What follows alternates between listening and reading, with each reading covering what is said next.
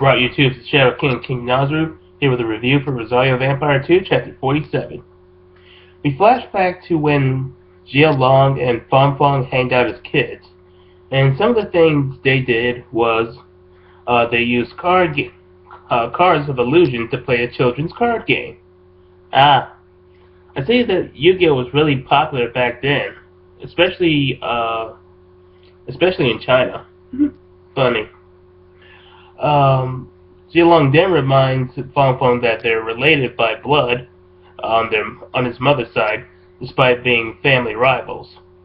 But Fong Fong says he just wants to be friends, even though Fong Fong and Zilong would actually be cousins.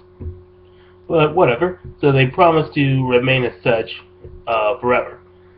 However, we currently cut to Fong Fong asking Zilong why he broke the truce and why is he working with Fairy Tail.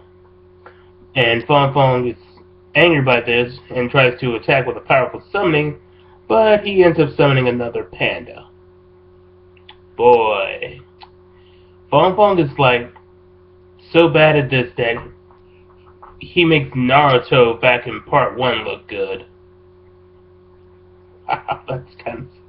No, wait, I take that back. Naruto was still kind of bad because back in part 1 all he could do was summon tadpoles. Anyway, Jilong, however, responds by summoning a bunch of rose whips against him. Hey!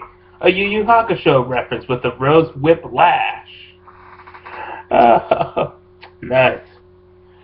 And says that Fong Fong isn't worth keeping a promise because he's completely lame, as shown by his panda summon. Jia says that Jia Long says he has his rose whips turn into... No, wait, let me start over.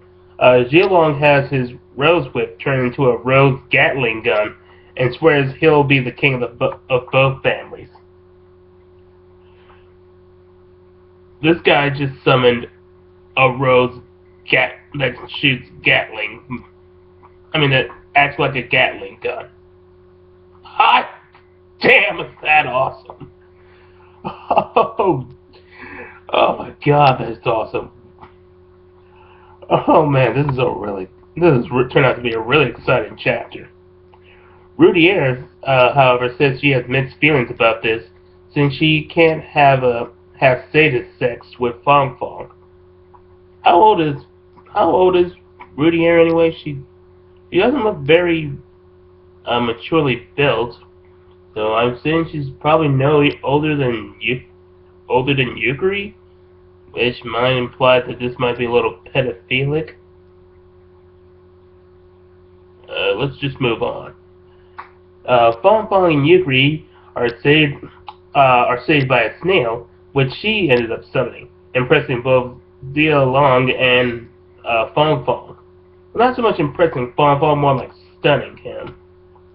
Yukari says that during her training with Tohao Fuhai, she learned how to summon, and she mastered it instantly due to being a genius. Geniuses, everybody. They make everyone else look worthless. Then we see the snail has the ability to spout fire and destroys some of the rose guns. Giant guns shooting roses and giant fire-breathing snails. This chapter has it all.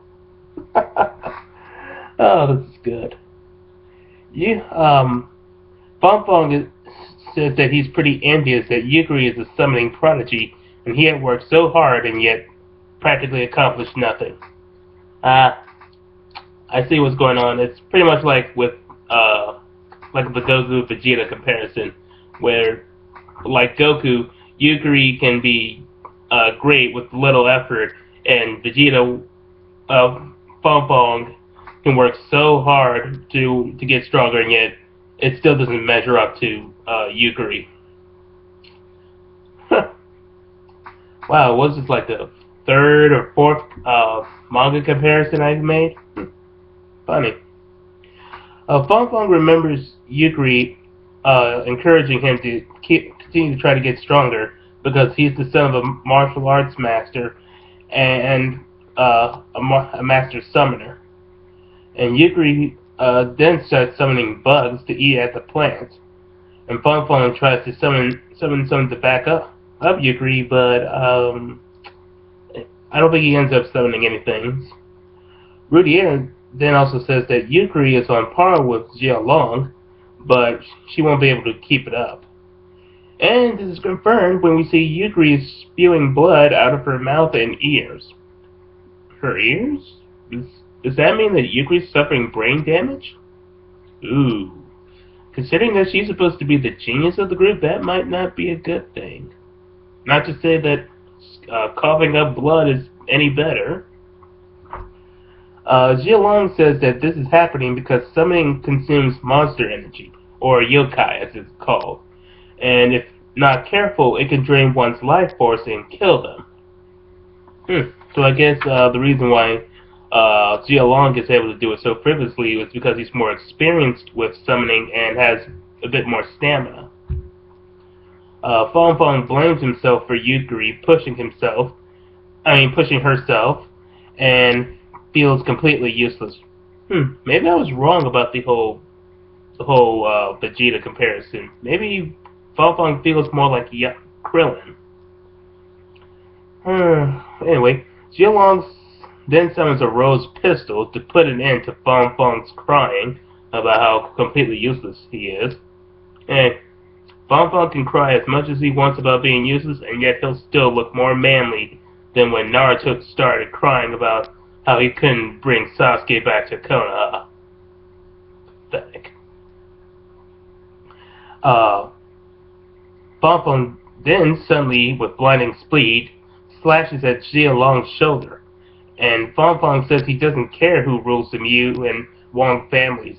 He just cares about protecting his friends and family.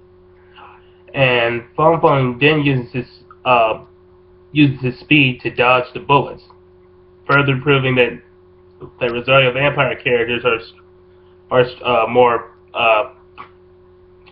potent than Naruto characters, since they can't even handle bullets. Rodier says that what Fong Fong is doing is that he's using his mother's